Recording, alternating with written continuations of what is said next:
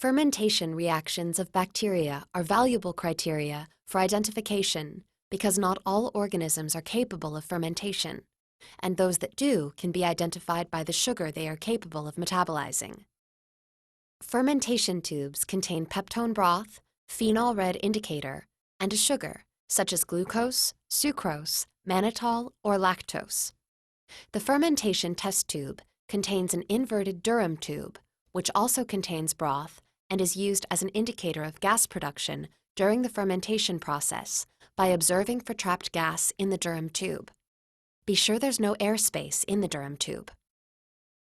Different fermentable carbohydrates can be added to the broth to determine the fermentation reactions of a bacterial species. We will use fermentation tubes with sucrose and xylitol for the sources of carbohydrate. Label each fermentation tube. Use a loop to inoculate fermentation tubes with the bacterium to be tested.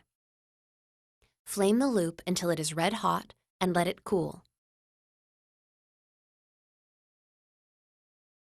Uncap the tube containing the bacteria and pass the tube through the flame.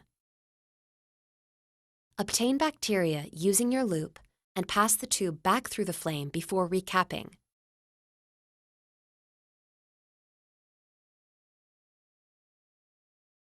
Inoculate the first fermentation tube with the bacteria.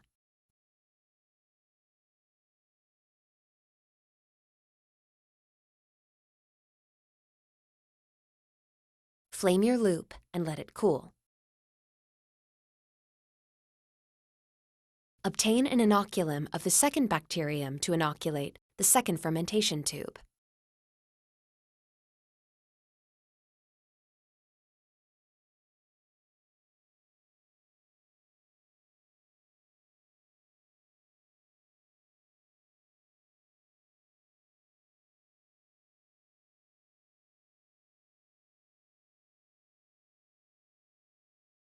After you have inoculated both tubes, reflame your loop.